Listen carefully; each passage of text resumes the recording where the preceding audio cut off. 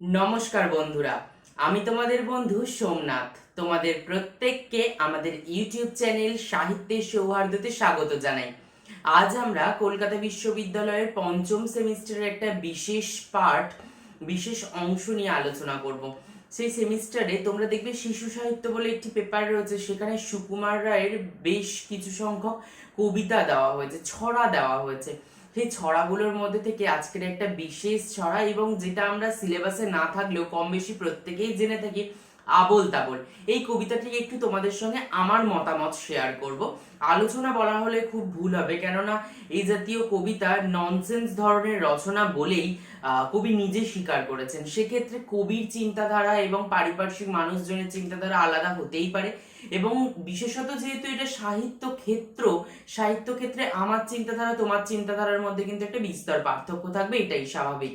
সেক্ষেত্রে আমরা এই আলোচনাটাকে একটু নিজের মতো করে করার চেষ্টা করব, এবং আমার সাথে যারা সহমত হবে তারা অবশ্যই কমেন্ট সেকশনে নিজেদের মতামত রেখো, এবং যারা সহমত হবে না তারাও তাদের মতামতটা জানিয়ে তারা কোন অ্যাঙ্গেলে কবিতাটাকে দেখছো। তো সেইভাবেই কিন্তু আমরা আজকের আমাদের আলোচনা করব।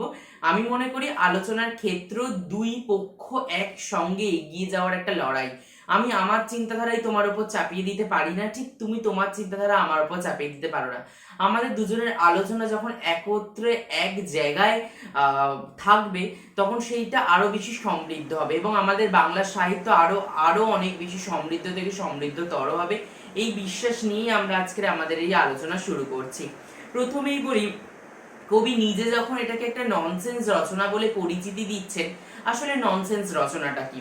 ননসেন্স রচনা হচ্ছে খামখেয়ালিপনা থেকে উঠে আসা একটা সাহিত্যিক নিদর্শন বলা যায়, যেখানে না থাকবে কোনো রকম মানে গুরুগম্ভীর কোনো তাৎপর্যবাহী চিন্তাধারা, না থাকবে কোনো রকম একটা বিস্তর কঠিন একটা কাব্য মাধুর্য সংকলন, একটা সেরকম ব্যাপারটা কিন্তু নয়। ব্যাপারটার মধ্যে খুব হালকা চালে, লঘু চালে এমন একটা স্বতঃস্ফূর্ত কথা, যেটা আমাদের প্রত্যেকের হৃদয়কে টাচ করবে, যেটা আমাদেরকে একদম মাটির কাছাকাছি নিয়ে যাবে, জিনিসটার সঙ্গে রিলেট করবে, এবং হাসির ছলে আমরা এর মানে নাও বুঝতে পারি। আমরা জাস্ট এমনি পড়ে যাব, কিন্তু একটা দোদুল্যমান গতি, শরীরে যেন একটা দোদুল্যমানতা অনুভব করব, একটা যেন একটা রোমাঞ্চকর একটা মুহূর্ত, যে পড়ে যেন বিরাট আমি স্যাটিসফাই, এই মনোভাবটা যেন গড়ে উঠবে। এই চিন্তাধারা থেকেই কিন্তু মোট কথা আমরা এই কবিতাগুলো পড়বো।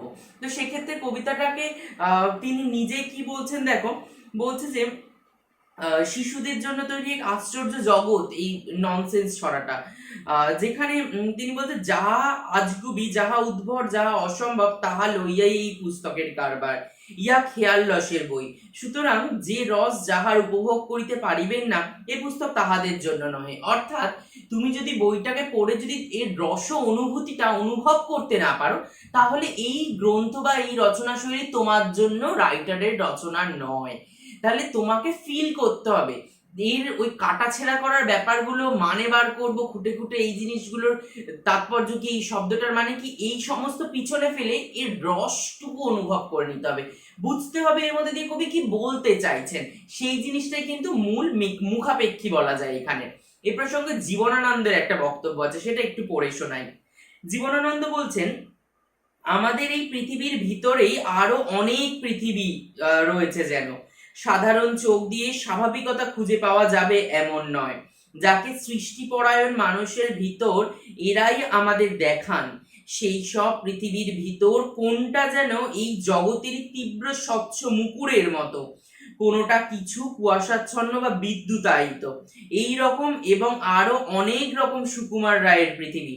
আবোল তাবোল যা সত্য হয়ে ফলে উঠেছে, তা মোটেই আমাদের চেনা জানা পৃথিবী কিংবা তার প্রতিচ্ছবির মতো বাস্তব না হয়েও তেমনি পরিচিত ও তেমনি সত্য। এইখানে কবির সাদাসিধে ভাবে সে এক অসাধারণ অনন্য সাধারণ শক্তি। তো জীবনানন্দ দাশের পত্রাবলী থেকে এটা কবি বলছেন, এবং সেখান থেকে আমরা উদ্ধৃতিটা দিলাম। মূলত এইভাবে কিন্তু আমরা মূলত খেয়াল রসের আঙ্গিকে কবিতাটাকে দেখতে চাইবো। এবার কবিতাটাকে পড়লে তোমরা কয়েকটা শব্দ পাবে, শব্দগুলো বলি। শব্দগুলো হচ্ছে ভোলা, খেয়াল খোলা, পাগল, খ্যাপামন, বেয়ারা, সৃষ্টি ছাড়া। এই শব্দগুলো কবি কাদের জন্য ব্যবহার করছেন একটু বুঝতে হবে। কবি মূলত নবীন প্রজন্মকে, তরুণ প্রজন্মের কাছে এই বার্তাটা পৌঁছে দিচ্ছেন। এই তরুণ প্রজন্ম বলতে তোমার 18, 19, 20 বছর বয়স, যারা মানে প্রজন্ম থেকে প্রজন্ম যুবক হয়ে ওঠেনি, কিশোর থেকে কৈশোর কাল উত্তীর্ণ হয়ে যৌবনের অগ্রগতির দিকে এগিয়ে যাচ্ছে, সেই প্রজন্মটাকে বলছে। এই প্রজন্মটা কাউকে মানে না। রবীন্দ্রনাথের একটা কবিতা আছে না, সবুজের অভিযান, যে ওরে আমার নবীন, ওরে আমার কাঁচা, আধমরাদের ঘা মেরে তুই বাঁচা। অর্থাৎ এই আধমরা সমাজের মধ্যে দিয়ে যেন সেই নতুন সবুজ সজীবতার প্রতীককে কবি একটু জাগরণের চেষ্টা করছেন। কোনোভাবে এই শক্তিটা কোথাও যেন আমাদের সমাজ থেকে হারিয়ে যাচ্ছে। এই প্রাণ ভোমরাটাকে কবি একটু খুঁজে পাওয়ার একটা মানে দৃষ্টান্ত দেখাতে চাইছেন, আমরা বলতে পারি। এই প্রাণ ভোমরায় আমরা সর্বপ্রথম যেটা পাবো, দেখো বলছে, আয়রে ভোলা খেয়াল খোলা। একটু গ্রামাঞ্চল এবং প্রত্যন্ত মানে অস্বাভাবিক যে জায়গাগুলো, যে জায়গায় মানে এই শহুরে ভাবাবেগটা নেই, যেখানে এই আতিথেয়তা খুব একটা বিরাট কিছু আড়ম্বরপূর্ণ ঐশ্বর্য বিলাস নেই, যেখানে একটা মানুষের সাথে মানুষের মাটির টান অনুভব করি, সেই দিকে দেখবে বাচ্চাদের একটু এই ভোলা শোন তো, এই বাছা শোন তো, এই শোনা শোন তো, এইভাবে একটা যেন আবদারি ডাকের মধ্যে দিয়ে যে ডাকা, সেই ডাকগুলোই কোনো জায়গায় গিয়ে যেন একটা তীব্রতা অনুভব করাচ্ছে এই কবিতার। তো কবি সেখানে তাই যেন ভোলা অর্থাৎ একটা শিশু বালককে যেন বলছে যে আয়রে ভোলা খেয়াল খোলা স্বপন দোলা নাচিয়ে আয়। যেন তার স্বপন দোলা, স্বপ্ন চারণে যে দোলা দিয়ে যায়, যে স্বপ্ন আমাদের বারবার ঘুমোতে দেয় না, বাস্তবে কিছু করার অনুভূতি জাগায়, তাগিদ জায়গায়, সমাজকে এগিয়ে নিয়ে যাওয়ার পথে কাণ্ডারি হওয়ার দৃষ্টান্ত দেখায়, সেই স্বপ্নকে জিইয়ে রাখার একটা বাসনা কবির মধ্যে যে ছিল, সেটাই কবি যেন তরুণ প্রজন্মের কাছে সঞ্চারণ করবার একটা ভূমিকা দেখাচ্ছেন। বলছে যে আইরে ভোলা খেয়াল খোলা, খেয়াল খোলা মন। তাদের মন তো অত কনজারভেটিভ নয়, তাদের মন কিন্তু অত কি বলবো জটিলতাপূর্ণ নয়, তাদের মন সরল সাধাসিধে। সেই সরল সাধাসিধে খোলা খেয়াল খোলা মনে যেন স্বপ্নের বেলাভূমি যেন একেবারে রাজ করছে, সেখানে নাচিয়ে নাচিয়ে যেন সেই আগমন বার্তা সূচিত করছে। কবি যেন তাদের আহ্বান জানাচ্ছেন, তোমরা এসো। আর ভোলা অর্থ আরেকটা যদি মানে ধরি, ভুলো মন। একটা দেখবে শিশুর বা একটা বাচ্চার, এই বয়সী বাচ্চাদের মনে জটিলতা না থাকার জন্য তাদের মন কিন্তু ভোলাপূর্ণ হয়। তারা কিন্তু বিভিন্ন রকম পদক্ষেপ যে নিচ্ছে, সেখানে কিন্তু কোনো রকম জটিলতার সংঘর্ষ নিয়ে কিন্তু এগোচ্ছে না, এটা মনে রাখতে হবে। আয়রে পাগল আবোল তাবোল মত্ত মাদল বাজিয়ে আয়। তাহলে আয়রে পাগল আবোল তাবোল, তাহলে সেই পাগল যেন সেই কোনো ছেলেকে বা কোনো তরুণ প্রজন্মের শিশুকেই ডাকছে যে আয়রে পাগল। আর পাগলদের দেখবে কোনো রকম কিন্তু চিন্তা ভাবনার ব্যাপার নেই। আজকে তারা কারোর থেকে আঘাতপ্রাপ্ত হয়েছে, কাল যে আবার আঘাতপ্রাপ্ত হবে না এমন কোনো কথা নেই, কিন্তু তারই বিপদে সেই মানুষটা ছুটে যাবে। কিন্তু আমরা যারা একটু ম্যাচিওর হয়ে গেছি, আমরা এতটাই বেশি ম্যাচিওর যে মানুষকে সাহায্য করার নামগন্ধ আমাদের মধ্যে নেই। এই দৃষ্টান্ত কিন্তু আমরা দেখতে পারি। কিন্তু সেই জায়গা থেকে আমাদের চিন্তাধারাটা যেন কোথাও গিয়ে তাদের থেকে একটু পৃথক। তারা কিন্তু ওই মনে রাগটা পুষে রাখে না, বিপদ হলেই তাদের ওপর ঝাঁপিয়ে পড়ে, তাদের প্রতি কিন্তু আকৃষ্ট হয়ে তাদের সাহায্য করবার বাসনা জাগায়। সেই জায়গাটা যে আইরে পাগল আবোল তাবোল মত্ত মাদল বাজিয়ায়। মাদল যেন একটা বাদ্যযন্ত্র, সেই মত্ত পাগলের মতো হয়ে বাজিয়ে বাজিয়ে আগমন বার্তা সূচিত কর যে তোরা আছিস, মানুষের পাশে আছিস। যে মানুষগুলো অসহায় নিপীড়িত, মানুষের বঞ্চনার শিকার, সেই মানুষগুলোর পাশে কোনো না কোনো ভাবে তোরা সাহায্য করবার হাত বাড়িয়ে দিচ্ছিস। সেই বিজয় বার্তাটা তোরা ঘোষণা করতে করতে ছুটে আয়। আয় যেখানে খেপার গানে নাইকো মানে নাইকো শুন। খেপা দেখবে ওই বাঁকুড়া পুরুলিয়ার মানুষরা ছোট ছোট বাচ্চাদের এই খেপা শোন এদিকে, এরকম বলে ডাকে না? যারা ওই অঞ্চল থেকে দেখছো অবশ্যই তারা কমেন্ট করে জানিও এরকমটা বলে কিনা, আমি ঠিক জানি কিনা জিনিসটা। যাই হোক, সেখানে সেই খেপার গানে কোনো একটা বালক বা কোনো একটা তরুণ প্রজন্মের অগ্রদূতের হাত ধরে বলছে, তাদের গান দিয়ে, তার গানের কোনো মানে নেই, কোনো সুর নেই, কিন্তু তার গানে একটা এগিয়ে যাওয়ার পদক্ষেপ রয়েছে, এগিয়ে যাওয়ার একটা বিজয় বার্তা রয়েছে। সেই এগিয়ে যাওয়ার মন্ত্রোচ্চারণের মধ্যে দিয়ে জীবনের অগ্রগতি যে পরিমাণ সূচিত হচ্ছে, তা কোনো না কোনো ভাবে কিন্তু এগিয়ে যাওয়ার পদপ্রার্থী বলতে পারি। আয়রে যেথায় উদাও হাওয়ায় মন ভেসে যায় কোন সুদূর।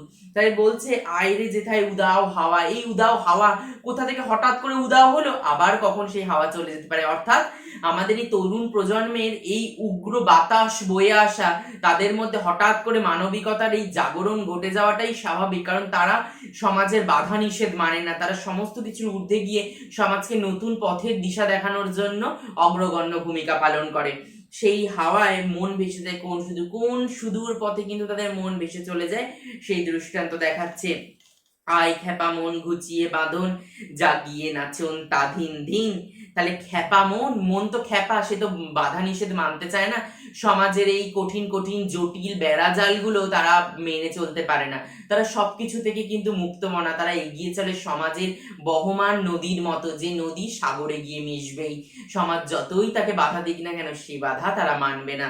সেই দৃষ্টান্ত দিয়ে বলছে, জাগিয়ে নাচন তাধিন দিন। মনের মধ্যে নাচন মানে দোদুল্যমানতা অনুভব করা, যেখানে সমাজ কোথাও গিয়ে স্থবির হয়ে গেছে, কুসংস্কার সংস্কারের বেড়াজাল ওভারকাম করে তারা এগিয়ে যেতে পারে না, কোথাও গিয়ে স্থির, তাদের মনে কিন্তু সেই নাচনের দোদুল্যমানতাটাকে অনুভব করানোর পদপ্রার্থী কবি বলা যায়। আয় বেয়ারা সৃষ্টি ছাড়া নিয়ম হারা হিসাবহীন। যেখানে কোনো নিয়মের বেড়াজাল নেই, যেখানে কোনো হিসাব নেই, সে বেয়ারা মন সৃষ্টি ছাড়ার মতো এগিয়ে চলুক সমাজের বুকে, সেই দৃষ্টান্ত কবি দেখাচ্ছেন। আজগুবি চাল বেঠিক বেতাল মাতবি মাতাল রঙ্গেতে। তাহলে আজগুবি চাল মানে যে পদক্ষেপ নেবে সেটা আজগুবি, সেই পদক্ষেপের সঙ্গে মানুষের চিন্তাধারার কোনো মিল নেই। তুমি একটা কোনো যদি যুক্তিতর্ক দিয়ে বিচার করো, ম্যাচ করবে না। কিন্তু সেই অগ্রগতি, সেই এগিয়ে যাওয়ার দৃষ্টান্ত সমাজে কিন্তু একটা বিরাট বাঁক বদল করবে, যেখানে নতুনত্বের সঞ্চার হবে, আধুনিকতার সঞ্চার হবে, সমাজকে এগিয়ে নিয়ে যাওয়ার একটা দৃষ্টান্ত স্থাপন হবে, তার কথা বলছেন। কিন্তু নানান মাতালের রঙের মধ্যে দিয়ে আমরা বিভিন্ন রকম দৃষ্টান্ত দেখবো। এই মাতাল কি মত্ততা, এই সমাজকে এগিয়ে নিয়ে যাওয়ার মত্ততার মধ্যে দিয়ে যে রঙ্গ, যে বেলাভূমির সৃষ্টি সঞ্চারণের জাগরণের প্রার্থী হওয়া, সেই দৃষ্টান্তকে এখানে কিন্তু তুলে ধরার একটা প্রচেষ্টা দেখানো হয়েছে। আয়রে তবে ভুলের ভবে অসম্ভবের ছন্দেতে। তাহলে এখানে অসম্ভবের একটা ছন্দ আমরা লক্ষ্য করছি। সেই ছন্দ কোথাও গিয়ে যেন সমাজের এই সাধারণ ছন্দের রীতিকে ভেঙে দিয়ে এক নতুন ছন্দের জাগরণ ঘটানো, এবং সেই তরুণ প্রজন্মে এগিয়ে চলার দৃষ্টান্তের কিন্তু একটা দৃষ্টান্ত আমরা দেখি। এই যে বলছে আপাত দৃষ্টিতে একটা ফ্যান্টাসি জগৎ আমাদের সামনে উঠে আসছে। এই ফ্যান্টাসি জগতের মধ্যে আমরা যেভাবে ভাবতে পারি, আদতে কিন্তু সমাজ সেইভাবে ভাবতে পারে না। সমাজ কিন্তু তার থেকেও আরো অনেক অনেক পিছিয়ে পড়ে থাকে। তাই তরুণ প্রজন্মের হাতে সমাজকে ছেড়ে দেওয়া উচিত। সেই তরুণ প্রজন্ম তাদের এই মানে যাকে আমরা উচ্ছৃঙ্খল বলি, যাকে আমরা ভেবেচিন্তে কাজ না করা বলি, তার মধ্যে দিয়ে কিন্তু সমাজের কোনো একটা জায়গায় গিয়ে ঠেকবে, কোনো একটা জায়গায় এগিয়ে যাবে। নইলে এই অতিরিক্ত চিন্তা ভাবনা কোথাও গিয়ে সমাজকে একটা জায়গায় স্থির করে দিয়েছে। সেই স্থিরতা আমরা চাই না। সেই জায়গা থেকে কিন্তু কবির এই দৃষ্টান্ত, কবির এই মনোবল, কবির এই ভাবনা চিন্তার একটা কিন্তু বিশাল জাগরণ আমরা বলতে পারি। যাই হোক, এইভাবে কিন্তু কবি তরুণ প্রজন্মকে আহ্বান করার একটা দৃষ্টান্ত আবোল তাবোল এই ছড়ার মধ্যে দেখাচ্ছেন। আবোল তাবোল, যার মধ্যে কোনো রকম মানে স্থিরতা, ভাবনা চিন্তা, সৌন্দর্যবোধ কিছুই নেই, আবোল তাবোল ভাবে সবকিছু চলা, যার কোনো রকম বাধা মানে কি বলবো নির্দিষ্ট ছন্দে চলার গতি নেই, সে আবোল তাবোল ভাবে একটা এলোমেলো ভাবে জীবনযাপন করার একটা লক্ষ্য, সেইটাকেই কিন্তু কবি প্রতিস্থাপন করবার চেষ্টা করেছেন। আশা করি তোমরা এই কবিতাটা সহজসাধ্যভাবে বুঝতে পারলে। আর যদি কিছু অসুবিধা থাকে কমেন্ট সেকশনে অবশ্যই জানাও, এবং এই কেন্দ্রিক আর কোন কোন ভিডিও তোমরা পেতে চাও, কবিতা ওরিয়েন্টেড বা কোনো গল্পের আলোচনা যদি পেতে চাও, অবশ্যই আমাকে কমেন্ট সেকশনে জানাতে ভুলো না। আশা করব আমি আমার দিক থেকে চেষ্টা করব সেই সমস্ত কবিতা বা গল্পের আলোচনা তোমাদের সামনে উপস্থাপন করবার জন্য। আর ভালো লাগলে অবশ্যই লাইক করো, আমাদের চ্যানেলের পাশে থেকো। নতুন বন্ধু হলে অবশ্যই সাবস্ক্রাইব করে পাশে থাকা বেল আইকন চিহ্নটিকে ক্লিক করতে ভুলো না। আর পরীক্ষা প্রস্তুতিতে আশা করি তোমাদের অনেকটা সাহায্য করতে পেরেছি। আর ভিডিওটা অবশ্যই বন্ধুদের মধ্যে শেয়ার করো, বন্ধুরাও কিন্তু তাহলে তোমাদের দ্বারা অনেকটা উপকৃত হতে পারবে। তাহলে আজকের ভিডিও এখানেই শেষ করছি, দেখা হবে আবারও পরে অন্য কোনো দিন অন্য কোনো ভিডিওর সঙ্গে। তাহলে ততক্ষণের জন্য বিদায় নিলাম।